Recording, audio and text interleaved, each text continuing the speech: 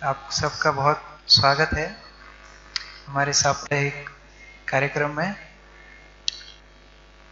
और अभी आप लोगों में से मायापुर कौन कौन गए थे?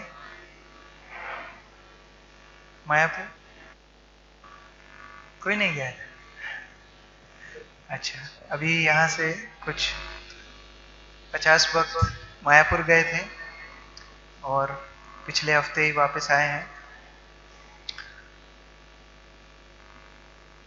तो बहुत लंबे समय बाद हम लोग एक साथ मिल रहे हैं। आप में से कितने भक्त ऐसे हैं जो पहली बार आए हैं, पहली बार इस्कॉन के कार्यक्रम में आए हैं? आप सबका बहुत स्वागत है। हम सभी इनका स्वागत करेंगे एक बार हरे कृष्ण महामंत्र बोल के। हरे कृष्णा कृष्णा कृष्णा हरे हरे, हरे राम राम राम हरे हरे। तो इस्कॉन अर्थ है अंतर्राष्ट्रीय कृष्ण भावनामृत संघ। इस्कॉन की संस्थापना आज से लगभग 50 वर्ष पूर्व 1966 में जो हमारे फाउंडर आचार्य हैं श्रील प्रभुपाद, इन्होंने की थी। और पूरे विश्व में लगभग 1000 मंदिर इस्कॉन के हैं जो कृष्ण भावनामृत का प्रचार, भगवद गीता का प्रचार प्रसार सारी दुनिया में कर रहे हैं। तो आप लोग बहुत भाग्यशाली हैं जो आप लोग भगवान से जुड़ने के लिए आज आए हैं। वास्तव में भगवान अपने दोनों हाथ फैला के हमारा इंतजार कर रहे हैं, लेकिन हम भूले भटके आज आए हैं। तो आज हमारा हैप्पी बर्थडे है क्योंकि जो जैसे यहाँ पर झूमर है, ये झूमर जब तक करंट से कनेक्टेड नहीं रहेगा तो इसकी कोई वैल्यू है? कोई वैल्यू है नहीं। तो जिस दिन हम भगवान से जुड़ जाते हैं उस दिन हमारे जीवन में सार्थकता आती है, हमारा जीवन में जीवन आता है। उसके पहले हम लोग मरे हुए रहते हैं। जैसे पानी में कई बार जब हम लोग जाते हैं तो देखते हैं कई चीजें ऊपर नीचे पानी की लहर के जैसे तैर रही, उनके अंदर जीवन नहीं होता है। जिसके अंदर जीवन होता है, जैसे मछली है, वो पानी में तैरती है, विहार करती है। इसी प्रकार से अधिकांश लोग दुनिया में केवल बहाव में बहते चले जाते हैं। लेकिन हमारा जीवन कब शुरू होता है? जब हम भगवान से अपने आप को कनेक्ट करते हैं। तो आप लोग बहुत भाग्यशाली हैं जो आप भगवान की शरण में आए हैं। हम लोग प्रति रविवार श्रीमद् भगवद गीता से पाठ करते हैं। और किसको याद है कहाँ तक हमने भगवद गीता पाठ कर चुके हैं? कहाँ तक भगवद गीता का पाठ पूरा हो गया? गीता में कितने अध्याय हैं किसको पता नहीं है? सबको पता है? 20 अध्याय है, सबको पता है ना? कौन कौन बोलते गीता में 20 अध्याय है? 25, 16, 18? कोई और उम्मीदवार है? 18 अध्याय। 18 अध्याय में से पहले 5 अध्याय हमने कंप्लीट कर लिए। इन 5 अध्यायों का नाम कौन बता सकता है? फर्स्ट 5 चैप्टर्स गीता के।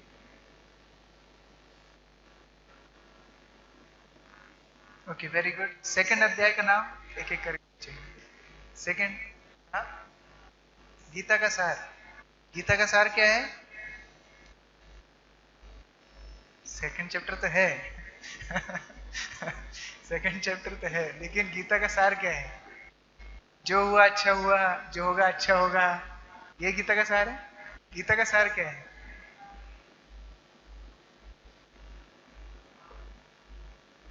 गीता का सार शुरू होता है, हम ये शरीर नहीं है, हम आत्मा है। और कैसे इस आत्मा की खोज से हम धीरे धीरे परमात्मा तक पहुंचते हैं, उसको सांख्य योग बोलते हैं। गीता का सार। तृतीय अध्याय का नाम क्या है? Third chapter. हाँ, कौन बोला? कर्मयोग। गूगल तो नहीं किया ना? गूगल नहीं करना है, बिना देखे बोलना। फोर्थ चैप्टर दिव्य ज्ञान, very good. Fifth chapter Krishna भावना भावित कर्मयोग। तो हम लोगों ने अभी ये श्रृंखला में 5 अध्याय पूर्ण किए हैं और आज हम षष्ठम अध्याय ध्यान योग शुरू करने वाले हैं। जब भी आध्यात्म की बात आती है तो आध्यात्म का संबंध ध्यान से बहुत गहरा जुड़ा हुआ है। जब भी हम बोलते हैं कि हम आध्यात्मिक हैं तो लोग पहला प्रश्न पूछते हैं, आप ध्यान वगैरह करते हैं? पूछते हैं ना। आध्यात्म का संबंध ध्यान से बहुत गहरी रूप से जुड़ा हुआ है। जब श्रील प्रभुपाद पाश्चात्य जगत में गए प्रचार करने के लिए गीता का, तो उनकी भेंट बहुत सारे युवाओं से, युवतियों से हुई जो ध्यान की खोज में थे। ध्यान कैसे करना है, और ध्यान का कंसेप्ट क्या होता है कि आपको अपनी आंखें बंद करके कुछ नहीं सोचना है। मान लीजिए अभी हम सबको बोले अपनी अपनी आंखें बंद कर लीजिए, सभी अपनी आंखें बंद कर लीजिए। आंखें बंद कीजिए आंखें बंद कर लीजिए। डर लगता है ना, कुछ कोई लेकर जाएगा नहीं, आप आंखें बंद कर लीजिए। आंखें बंद करने में भी इतनी तकलीफ होती है, ध्यान कैसे होगा। आंखें बंद करने के बाद अभी आपको कुछ भी नहीं सोचना है, एकदम शांत, कुछ भी नहीं सोचना है। लाल बंदर के बारे में बिल्कुल नहीं सोचना है, घोड़े के बारे में बिल्कुल नहीं सोचना है, बर्गर पिज्जा के बारे में बिल्कुल नहीं सोचना है। जो जो मैं शब्द बोलूंगा वही आपके सामने आएंगे। ये होता है ध्यान का सीमता। हम जो कलयुग में हैं, ध्यान करना बहुत कठिन है। एक बार एक भक्त मंदिर में जप करा रहे थे। आप सब में से कौन कौन जप करते हैं प्रतिदिन के रूप से? अधिकांश लोग जप करते हैं। तो एक भक्त एक मंदिर में जप करा रहे थे, तो एक छोटा सा बच्चा था। मान लो आपका नाम क्या है? आपका नाम क्या है?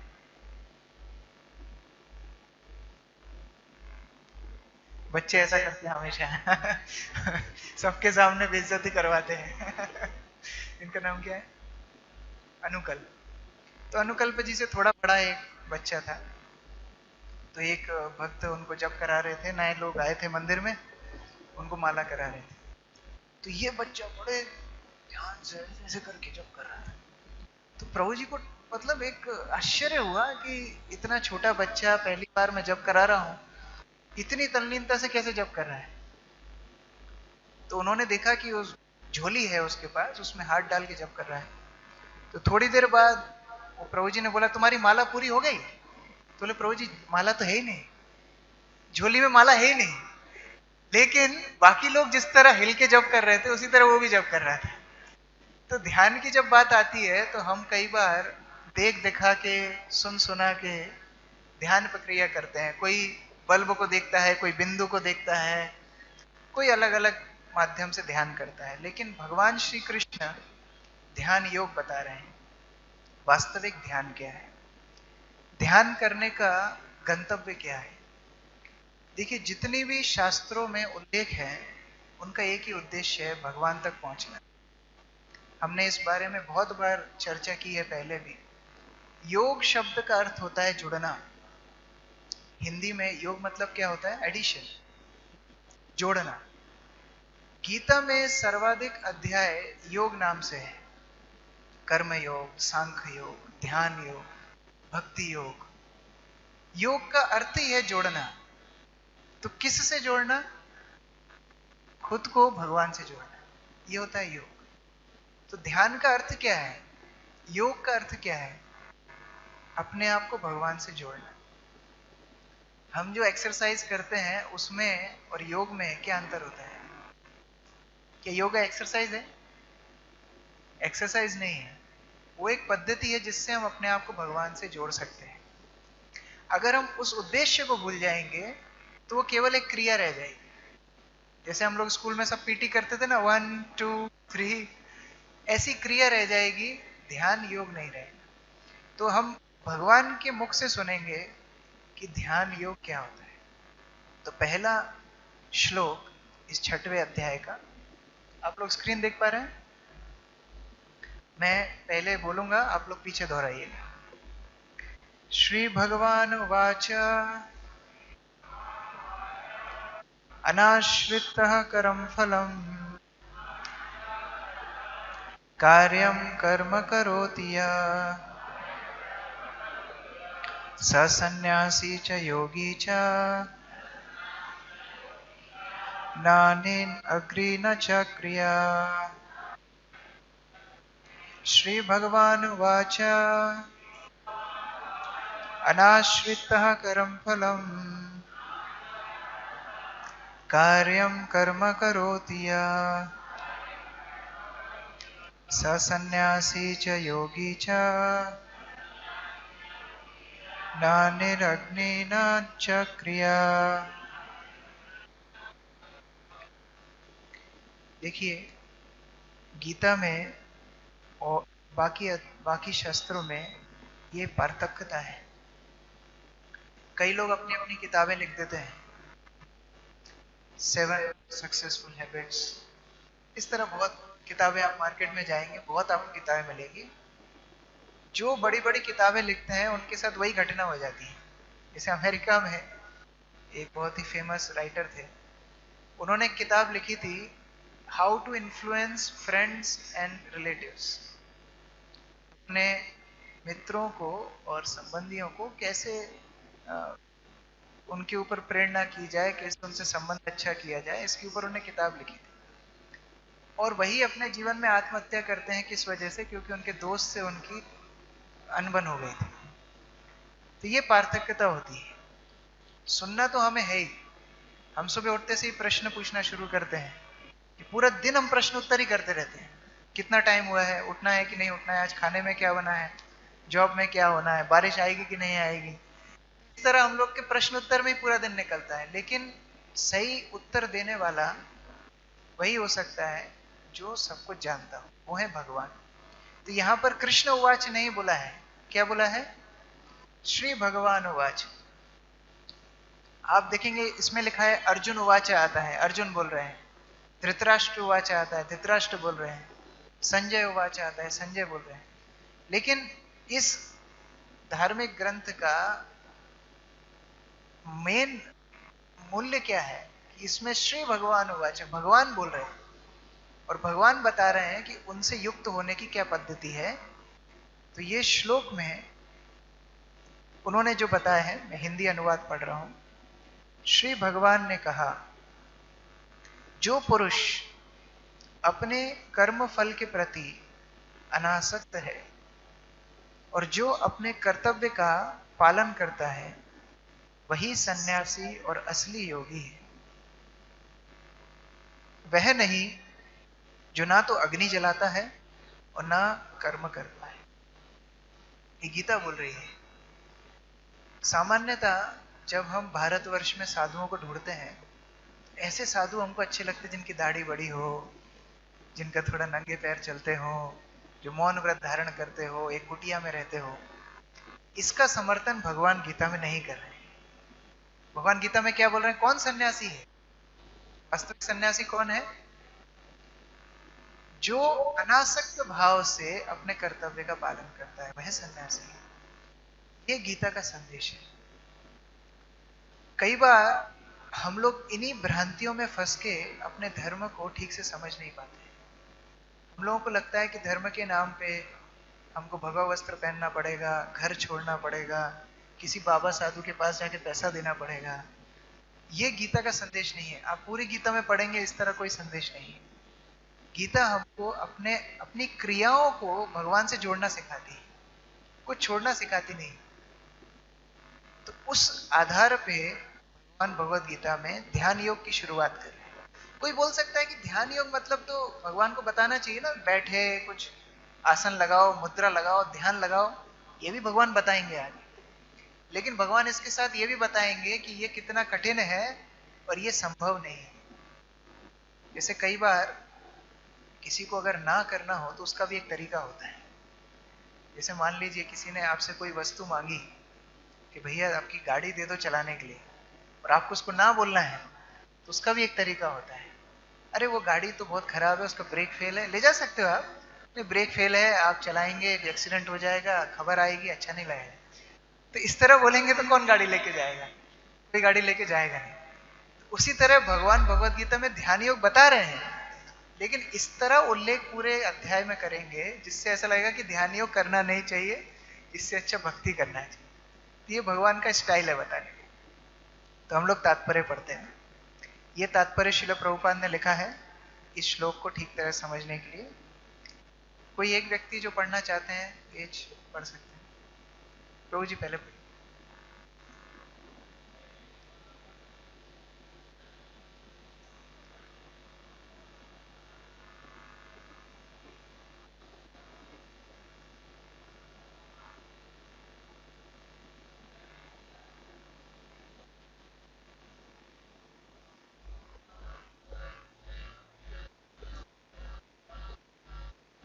ठीक है, तो इसमें क्या बता रहे हैं कि भगवान इस अध्याय में अष्टांग योग की पद्धति बताएंगे। अष्टांग योग किस किस को मालूम है क्या होता है?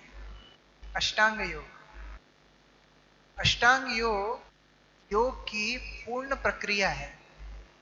इसके 8 स्तर होते हैं। यम नियम से शुरू होता है, प्रत्याहार, और इस स्तर से उठ के व्यक्ति समाधि तक जाता है। सबसे पहला होता है यम, अपने आप के ऊपर संयम रखना। फिर होता है नियम धारण करना, प्रत्याहार, खाने पीने पे कंट्रोल करना। इस तरह शुरू होता है अष्टांग योग की प्रक्रिया जो धारण समाधि तक जाती है। इसका उल्लेख इस अध्याय में विस्तृत रूप से होगा, लेकिन ये कलयुग में संभव नहीं है। ये स्थापित भगवान करेंगे। और क्या प्रैक्टिकल है वो है हमारे कर्मों को कैसे हम कृष्ण भावना भावित बना सकते हैं। जैसे हम लोग सभी लोग खाते हैं, उस खाने की क्रिया को कैसे भक्ति बना सकते हैं? भगवान को भोग अर्पित करके। हम सभी लोग मोबाइल यूज करते हैं, उसको कैसे आध्यात्मिक कर सकते हैं? भगवान की सेवा में उसको लगा।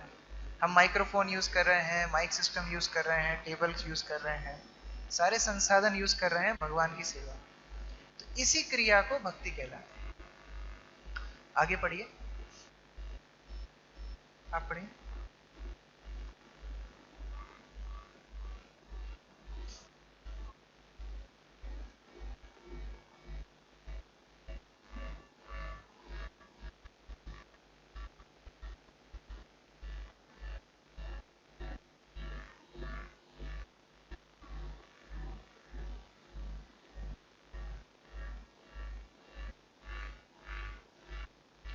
कृष्ण भावनामृत में कर्म करना, कर्म के फलों को भोग करने के उद्देश्य से नहीं।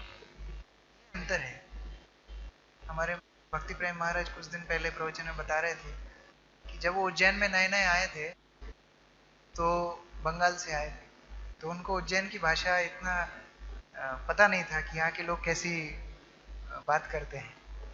तो जब नए नए आए थे तो सभी लोग उनको बोलते थे महाराज जी सेवा का मौका दीजिए। तो सेवा का मौका सुन के हमको कैसा लगेगा कि शायद सेवा करना चाहते हैं, लेकिन यहाँ पर सेवा का मौका दीजिए का मतलब क्या होता है? हमको कुछ बिजनेस दीजिए, आपके मंदिर में काम दीजिए जिससे हमको सैलरी मिलेगी, कुछ प्रॉफिट उठाएंगे। तो कोई भी व्यक्ति वास्तव में निस्वार्थ कर्म नहीं करना चाहता। देखिए, एक परिवार में भी हम आपस में एक दूसरे का सहयोग करते हैं, कुछ तो कुछ स्वार्थ होता है। कंपनी में हम जो काम करते हैं कुछ ना कुछ स्वार्थ तो होता है। निस्वार्थ प्रेम की सबसे परिकष्ट अवस्था अगर हम भौतिक जगत में देख सकते हैं तो वो है एक माता का और एक पुत्र का प्रेम। इससे ज्यादा निस्वार्थता इस दुनिया में देखने के लिए नहीं मिलती। और उसमें भी बहुत समय ऐसा होता है कि पुत्र माता को छोड़ देता है, बहुत बार होता है, अभी आजकल चल रहा है। तो उस तरह स्थिति में निस्वार्थ संबंध देखने बहुत कम मिलते हैं। तो भगवान यहाँ पर बता रहे हैं कि कैसे सेवा का उद्देश्य होता है निस्वार्थ भाव से भगवान की आराधना करना। आप सभी लोग जानते हैं श्रीमद् भागवतम ग्रंथ है जिसमें भगवान श्री कृष्ण के लीलाओं का उल्लेख है। और भगवान श्री कृष्ण की लीलाओं में से एक बहुत ही सुंदर लीला है, जब वो वन में अपने बालकों के साथ जाते थे तो मैक्सिमम टाइम सब लोग लंच बॉक्स लेके जाते थे, एक दूसरे को खिलाते थे। बहुत सुंदर, आप लोगों ने टीवी पे भी देखा होगा, भागवत में पढ़ा होगा। एक बार ऐसा हुआ कि वो लोग वन में चलते चलते बहुत दूर तक पहुंच गए, कृष्ण और बलराम और उनके ग्वाल बाल सब सखा। और चलते चलते जब दूर तक पहुंच गए तो उनको भूख लगी। अब भूख जब लग रही थी तो ग्वाल बालक सोच रहे थे कि यदि हमको भूख लगी है, इसका मतलब भगवान को कितनी भूख लगी होगी। इस तरह भावना हमारे अंदर आती है। किस किस के घर में लड्डू गोपाल विग्रह है? लड्डू गोपाल विग्रह है, आप सभी उनको नहलाते हैं। कौन कौन ठंडों में गर्म पानी से नहलाते हैं? आधे हाथ कटे हुए। हम लोग ठंडे पानी से नहीं नहा पाते हैं, भगवान कैसे नहा पाते हैं? हम लोग गर्मी में नहीं बैठ पाते हैं, वो कैसे गर्मी में बैठ पाते हैं? तो निस्वार्थता होना भक्ति का पहला लक्षण है। जो ग्वाल बाल को भूख लगी, पहला क्या स्मरण आया? भगवान को कितनी भूख लगी होगी। हम घूमने जाते हैं, लड्डू गोपाल को उड़ा के चले जाते हैं। क्या वो एक मूर्ति है जिनके ऊपर धूल ना जमे? उनको बाल्य रूप से सेवा करनी चाहिए। अगर हमारे घर में कोई महान व्यक्ति आएंगे, मान लीजिए मुख्यमंत्री आते हैं या प्रधानमंत्री आते हैं, क्या हमको चादर उड़ा के हम लोग बाहर चले जाएंगे घूमने के लिए? कभी नहीं जाएंगे। तो भगवान हमारे घर में है, लेकिन उनकी कैसे देखरेख करना है, कैसे सेवा करना है, ये निर्भर करता है हमारी भक्ति में कितनी कितनी आस्था है। हम अपने बारे में कितना सोचते हैं, भगवान के बारे में कितना सोचते हैं। तो उस आधार पर ग्वाल बालक सोच रहे थे कि भगवान को कितनी भूख लगी। और वो ये भी सोच रहे थे अगर हम जाकर के भगवान को ये बोलेंगे कि आपको बहुत भूख लगी है, तो वो हो सकता है मना कर दें कि नहीं नहीं अब तो पहुंच ही जाएंगे, शाम को घर वापस जाएंगे, यशोदा माता बड़ा प्रसाद खिलाएंगे। लेकिन यदि हम उनको ये बोलेंगे कि हमको भूख लगी है, तो वो शायद मैटर सीरियसली लेंगे। आप संबंध देखिए, भक्त और भगवान के बीच में कितना प्रेममय संबंध होता है। तो ये ग्वाल बाल जाके भगवान को बोलते हैं कि हमको बहुत भूख लगी, और हमको भूख लगी है तो आपको भी भूख लगी होगी। तो भगवान बोलते हैं हाँ, हमको सबको भूख लगी है। पास ही में कुछ ब्राह्मण लोग यज्ञ कर रहे हैं, और आप वहां पर जाइए, बड़े मिष्ठान पकवान वहां पर बने हैं यज्ञ के आयोजन में। आप जाकर के उनसे बोलिए कि हम सब भूखे हैं और हमारे लिए आप वहां से भोग लाइए। तो ये सारे सखा लोग जाते हैं, ब्राह्मण लोग यज्ञ कर रहे होते हैं। द्वापर युग में बड़े अनुष्ठान होते थे, बड़ा बड़ा यज्ञ बना है, सारे ब्राह्मण लोग आहुति दे रहे हैं, शुद्ध मंत्रों का जाप चल रहा है।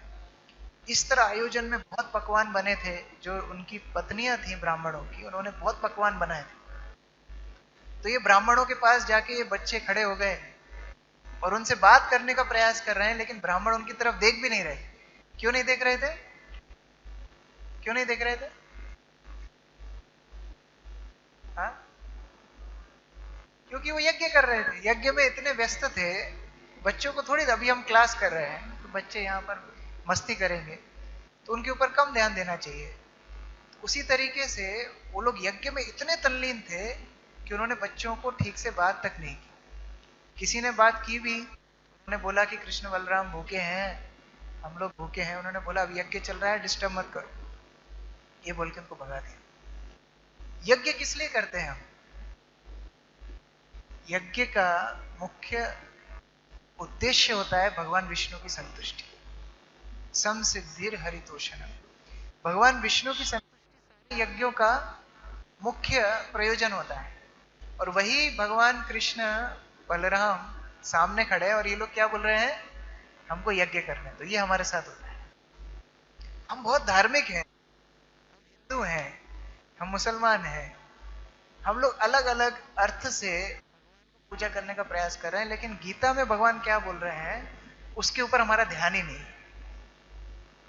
तो ये बात जब ब्राह्मणों ने उनको बोली कि हम बहुत व्यस्त हैं, सारे ग्वाल बाल दुखी होकर कृष्ण बलराम के पास आए, और कृष्ण बलराम के पास आकर के बोले कि हमको किसी ने भाव नहीं दिया प्रसाद तो बहुत दूर की बात है। तो कृष्ण बलराम ने बोला ठीक है, मायूस मत हो, अभी उनकी पत्नियों के पास जाओ और उनको बोलना कि कृष्ण बलराम भूखे हैं। भागवत में पहली प्रार्थना किसकी आती है आपको मालूम है? भागवत ग्रंथ में पहली प्रार्थना किसकी आती है? भागवत में बहुत प्रार्थना है, पहली प्रार्थना आती है कुंती महारानी की। माताओं को भगवान के प्रति ज्यादा आसक्ति होती है। आप कोई भागवत कथा में बाहर जाएंगे, आप देखेंगे माताओं की संख्या ज्यादा है, क्योंकि वो हृदय से कोमल होती हैं, भगवान के प्रति स्वाभाविक उनका प्रेम होता है, आस्था होती है। जैसे ये सखा लोग सारे भगवान के गए और ये ब्राह्मण पत्नियों को बोला कि भगवान कृष्ण और बलराम जंगल में आए हैं, पूरा भी नहीं कर पाए कि भूखे हैं, वो लोग तुरंत अच्छा आए हैं तो वो भूखे होंगे, तो उनको हमको प्रसाद खिलाना चाहिए। तो जितना यज्ञ का सामान था वो सब उठा करके उनको खिलाने के लिए चले गए। अभी यहां पर यज्ञ पूरा होके भोग की बारी आई, तो ढूंढने लगे तो पूरा पूरा यहां तो सपाट, प्रसाद तो छोड़ो, पत्नियां भी गायब है। तो सारे ब्राह्मण टेंशन में आ गए, कहां गए सब, किडनैपिंग हो गई क्या हो गई, सब गायब। कहां चले गए? कृष्ण बलराम को खिलाने। कृष्ण बलराम ने प्रसाद दिया, और जिस तरह जड़ में पानी डालने से पूरा पेड़ पोषित हो जाता है, कृष्ण बलराम की संतुष्टि से सारे ग्वाल बाल सब संतुष्ट हो गए। यहां ब्राह्मण लोग भी संतुष्ट हो गए, बिना खाए संतुष्ट हो गए। जब ये पत्नियां वापस आई तो ये बहुत डर रही थी कि देखो उनके यज्ञ भंग करके हम भोग लेकर के वहां चले गए। अभी आप लोग क्लास में बैठे हैं, क्लास के बाद आपको प्रसाद मिलता है, आपको मालूम है प्रसाद मिलेगा। आप सोचिए आपके लिए जो प्रसाद बनाया है सुमंगल माता को उठा के बाहर बांट के आ गए, तो कैसा लगेगा? उनको तो टेंशन होगी ना। तो प्रसाद जो यज्ञ के लिए बना था वो सारा बांट के आ गए, तो उनको वापस जाने में डर लग रहा था। भगवान ने बोला चिंता मत करो, मैं संतुष्ट हूं, मतलब जगत संतुष्ट है, वापस जाओ। जब वो वापस आई, जब ब्राह्मणों को पता पड़ा कि साक्षात कृष्ण बलराम को खिला करके आई हैं और उनकी संतुष्टि से पूरे विश्व की संतुष्टि होती है, तो ब्राह्मण लोग अपनी पत्नियों के चरणों में गिर गए। ये पार्थक्यता होती है। धर्म हो, ध्यान हो, भक्ति हो, सबका गंतव्य है श्री कृष्ण। विद्या का भी अंत गंतव्य है श्री कृष्ण, जप का गंतव्य है श्री कृष्ण। एक भक्त था भगवान श्री चैतन्य महाप्रभु, जो आज से 500 साल पहले आए, उनसे मिलने के लिए बहुत दूर से यात्रा करके आ रहे थे। उनका नाम था रघुनाथ भट्ट गोस्वामी। उनके साथ एक और यात्री चल के जा रहे थे, और इतने महान व्यक्ति थे कि राम भगवान का नाम निरंतर लेते रहते, निरंतर उठते बैठते चलते फिरते और कुछ नहीं, केवल भगवान राम का नाम लेते थे। और जो लोग चैतन्य महाप्रभु के विषय में जानते हैं, वो लोग जानते हैं कि चैतन्य महाप्रभु ने हरिनाम संकीर्तन की शुरुआत की। तो जिसने हरिनाम संकीर्तन की शुरुआत की, वो भगवान का नाम जो कोई लेता है उससे कितना प्रेम करना चाहिए, है ना? मान लीजिए आपकी मिठाई की दुकान है और कोई 200 किलो का आदमी चलता हुआ आ रहा है, तो आपको कैसा लगेगा? कैसा लगेगा? बुरा लगेगा कि अच्छा लगेगा? आपकी दुकान के सामने 200 किलो का आदमी मिठाई की दुकान में है आपकी, आ रहा है, आपको क्या लगेगा? आज बिक्री होगी, आपका मेन कैंडिडेट है। तो चैतन्य महाप्रभु जो हरिनाम देने के लिए आए, जिन्होंने हरे कृष्णा कृष्णा कृष्णा हरे हरे, हरे राम राम राम हरे हरे, ये महामंत्र दिया, ऐसे चैतन्य महाप्रभु के पास कोई ऐसा व्यक्ति आ रहा है जो निरंतर भगवान का नाम लेता है, उसको कितनी खुशी होनी चाहिए। जब वो भगवान के सामने आया, चैतन्य महाप्रभु के सामने आके खड़ा हुआ, महाप्रभु ने उसकी तरफ देखा भी नहीं। तो भक्तों को बड़ा आश्चर्य हुआ कि महाप्रभु ने उनको इतना नेग्लेक्ट क्यों किया। तो बाद में चैतन्य महाप्रभु से पूछा कि महाप्रभु क्या बात है, वो तो निरंतर भगवान राम का नाम लेता है, आप क्यों उनको अपनी कृपा नहीं देते? चैतन्य महाप्रभु बोलते हैं वो राम का नाम ले रहा है, लेकिन उसका उद्देश्य है राम बनना। कई लोग करते हैं ना, जब साधन करते हैं हम बाद में भगवान बन जाएंगे, बाद में हम ब्रह्म में लीन हो जाएंगे, आत्मा परमात्मा बन जाएगी। ऐसा कभी नहीं होता है।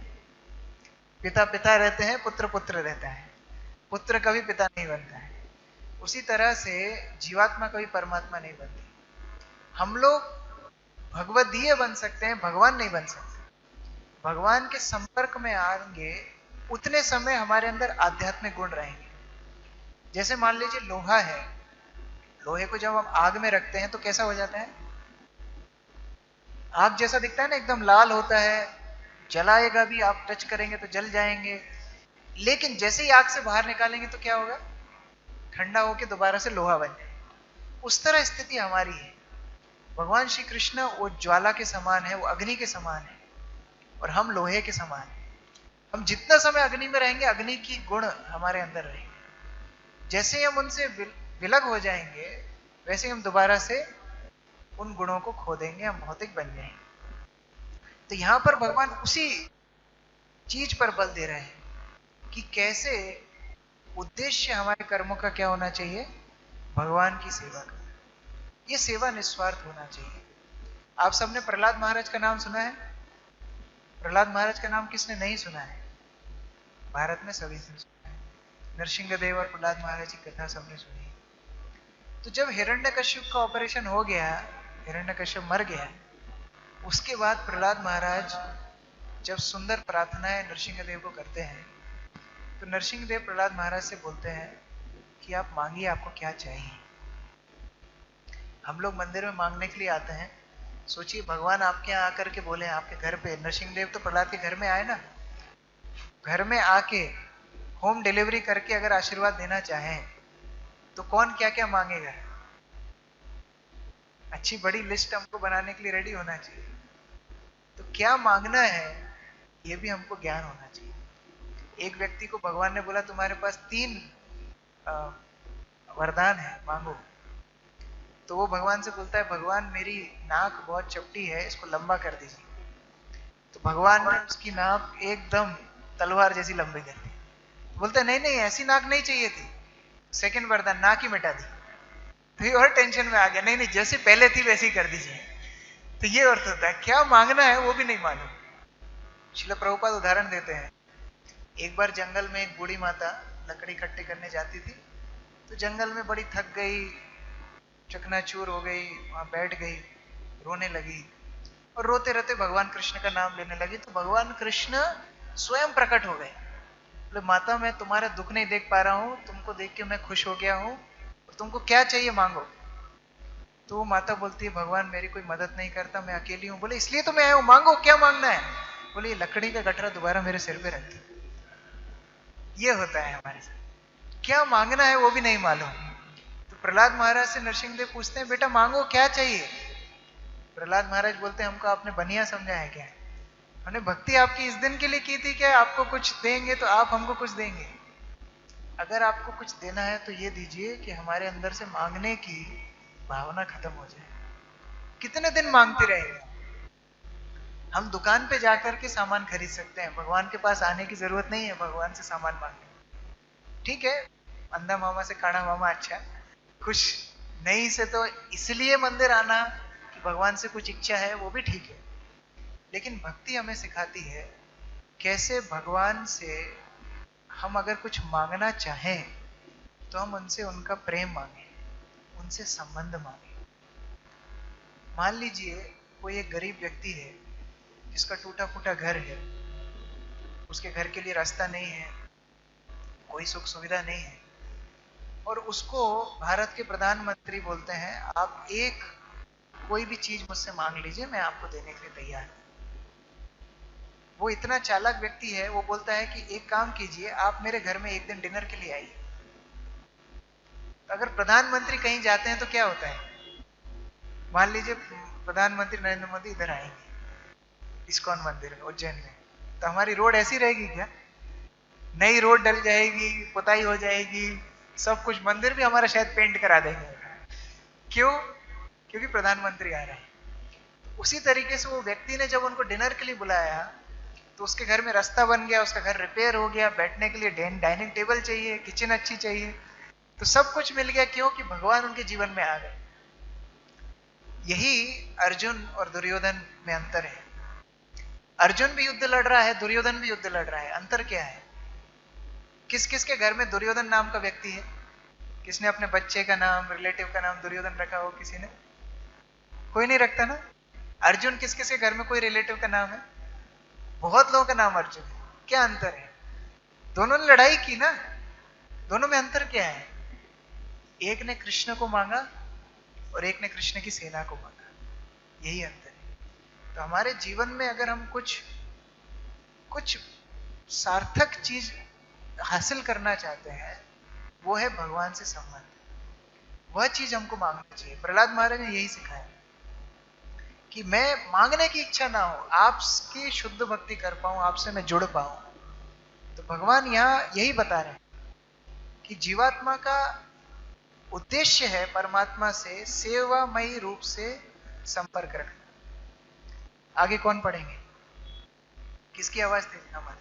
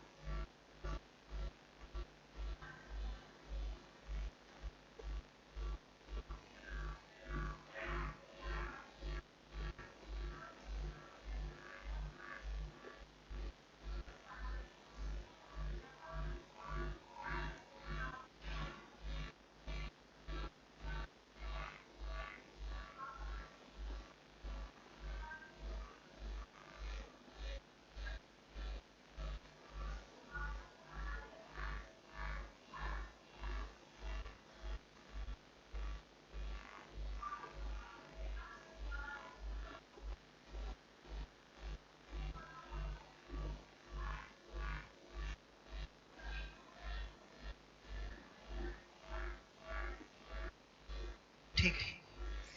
तो यहाँ पर उसी चीज को आगे विश्लेषण किया जा रहा है कि कैसे निस्वार्थ होना भक्ति की शुरुआत है। कई बार हम देखते हैं जानवर भी निस्वार्थ होते हैं। आप किसी जानवर को प्रेम से बुलाएंगे, वो प्रेममय व्यवहार आपके साथ करेगा। आप किसी जानवर के ऊपर क्रूरता दिखाएंगे, वो आपके साथ उस तरह व्यवहार करेगा। एक बार एक व्यक्ति जंगल में जा रहा था और भाग रहा था क्योंकि उसके पीछे शेर पड़ गया। तो शेर जब पीछे पड़ा तो फुल स्पीड में भाग रहा था। भागते भागते भागते एक पेड़ दिखा उसको, तो पेड़ पे चढ़ने वाला था। जब पेड़ पे चढ़ रहा था तो ऊपर उसने देखा एक रीछ बैठा है, एक भालू बैठा है। तो उस भालू ने बोला, आ जाओ, मैं तुम्हें शरण देता हूं। तो भालू की शरण में आ करके वो बालक वहां पर पेड़ पे बैठ गया। अभी शेर नीचे खड़ा है। शेर भालू को बोलता है, तुम इस बालक को मुझे दे दो। भालू बोलता है, नहीं, मैंने इसको आश्रय दिया है, जिसको मैंने आश्रय दिया है उसको मैं आपके हवाले नहीं कर सकता। शेर ने बोला, ठीक है, मैं इंतजार करता हूं। थोड़ी देर में भालू की नींद लग गई। अब ये लड़के जग रहा था। अब शेर लड़के को बोलता है, तुम एक काम करो, भालू को धक्का दे दो, भालू को मुझे दे दो। और ये इतना चालाक, ये चढ़ के भालू को धक्का देने लगा। ये मानव है ना, मानव के अंदर एक्स्ट्रा दिमाग है। तो वो भालू का धक्का देने लगा, उससे भालू की नींद खुल गई। अब शेर बोलता है, देखो, किसको तुमने शरण दी थी? ये बालक ही तुमको धक्का दे के नीचे गिरा रहा है। भालू बोलता है, हाँ, लेकिन फिर भी मैं इसको नीचे नहीं उतारूंगा, क्योंकि मैं जामवंत का वंशज हूं, मैंने गद्दारी नहीं सीखी। तो हम लोग मानव हैं, हमारे अंदर जानवर से ज्यादा गुण होने चाहिए। निस्वार्थ भावना जानवरों के अंदर भी होती है। तो इससे ज्यादा कितना निस्वार्थता भगवान के साथ आदान प्रदान में हमारी होनी चाहिए। उसी सिद्धांत को हम भगवत गीता में बार बार पढ़ेंगे। अनाश्रित कर्म फला, ये श्लोक कैसे शुरू हो रहा है? अनाश्रित, कर्म का आश्रय नहीं लेना है। आश्रय वस्तु कौन है? भगवान श्री कृष्ण। कर्म का आश्रय नहीं लेना है, कर्म फल का आश्रय नहीं लेना है। अपने कर्मों को भगवान से संबंधित करना है, ये होती है भक्ति। आगे मैं पढ़ता हूं। त्याग की सर्वोच्च प्रतीक भगवान श्री चैतन्य महाप्रभु प्रार्थना करते हैं।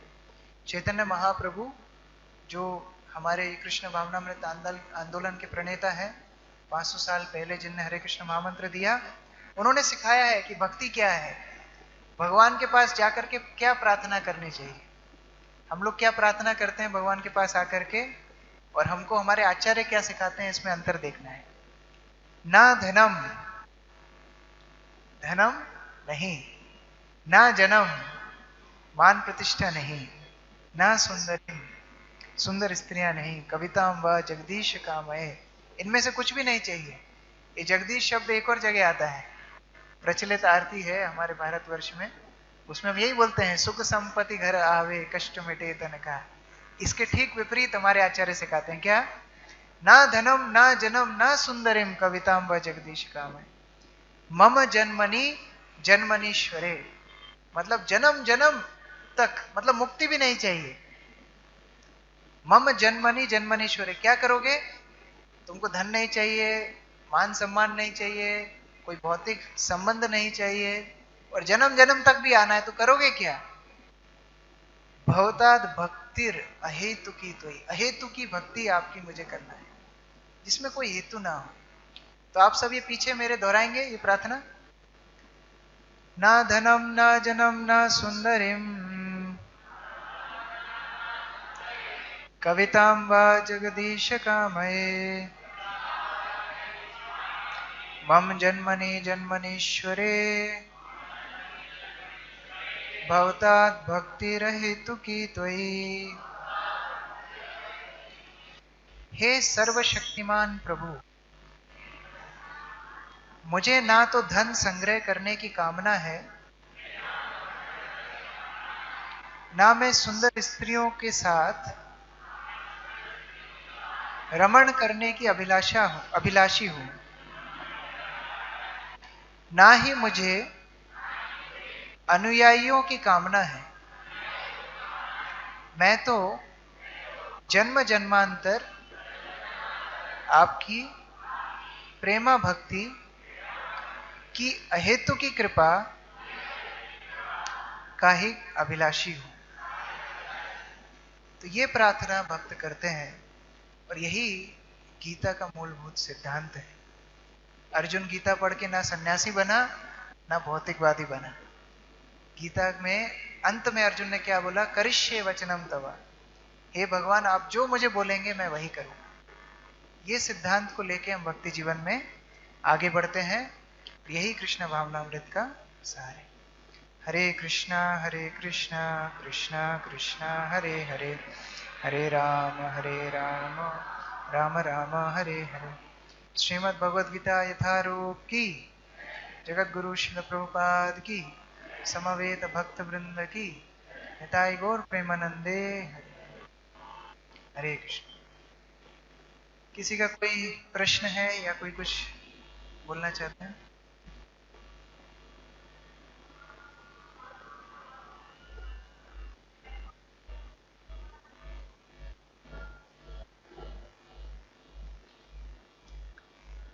कभी कभी माता बच्चों को बोलती है, अगर तुम अच्छे से पढ़ाई करोगे तो मैं तुमको खिलौना दिला दूंगी। लेकिन पढ़ाई करने का उद्देश्य खिलौना नहीं है। पढ़ाई करने का उद्देश्य क्या है, वो अपने जीवन में एक सक्सेसफुल व्यक्ति बनना है। उसी तरह जब शास्त्रों में आता है कि आप अच्छे से भक्ति करेंगे तो आप भगवत धाम चले जाएंगे, ये हमको भक्ति में प्रेरणा देने के लिए। लेकिन शुद्ध भक्त जैसे चैतन्य महाप्रभु क्या बोल रहे हैं, मम जन्मनि जन्मनीश्वरे, मैं जन्म जन्म आकर के आपकी सेवा करना चाहता हूं। मुक्ति के लिए पूरी दुनिया पागल है, कैसे मुक्ति मिल जाए। अध्यात्म के लिए लोगों का क्या गंतव्य है, अध्यात्म का गंतव्य क्या है, मुक्त हो जाना। लेकिन भक्त ऐसी मुक्ति की कामना नहीं करते अगर उधर सेवा ना हो। मारो भी राखो भी जो इच्छा तुम्हारी, अगर यहां रखना है मैं यहां रहूंगा, अगर भगवत धाम में रखना है मैं वहां रहूंगा, लेकिन मुझे आपकी सेवा मिलती रहे, ये सर्वोच्च है। बाकी फिर मुक्ति की कामना रखना, भगवत धाम जाने की कामना रखना एक स्तर तक ठीक है, उसमें बुराई भी नहीं है।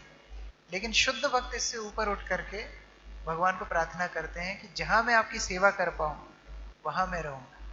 भगवान श्री रामचंद्र अपने भगवत धाम वापस गए, हनुमान जी को भी जाने की इच्छा थी, उनको भगवान ने रखा। क्या भगवान राम हनुमान से प्रेम नहीं करते थे? सबसे ज्यादा प्रेम करते थे। लेकिन उनको क्यों रखा? भगवान रामचंद्र की महिमा, भगवान रामचंद्र का नाम, इसको विस्तरित कौन करेगा, इसकी जिम्मेदारी भी तो किसी को उठानी है।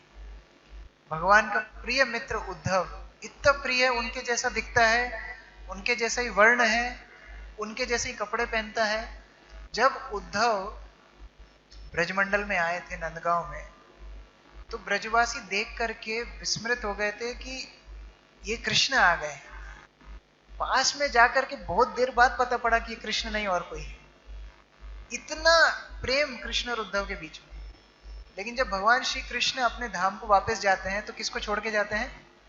उद्धव को छोड़ के जाते हैं। उद्धव को बोलते नहीं तुम रुको, तुमको मैंने जो ज्ञान दिया है उद्धव गीता का ज्ञान, ये तुम आगे आगे प्रसार प्रचार करो। तो इसीलिए भक्त भगवान की संतुष्टि के लिए सेवा करते हैं, चाहे इस संसार में हो चाहे भगवत धाम। और किसी का कोई प्रश्न? ठीक है, हम यहीं पर विराम देते हैं। हरे कृष्ण। सुमन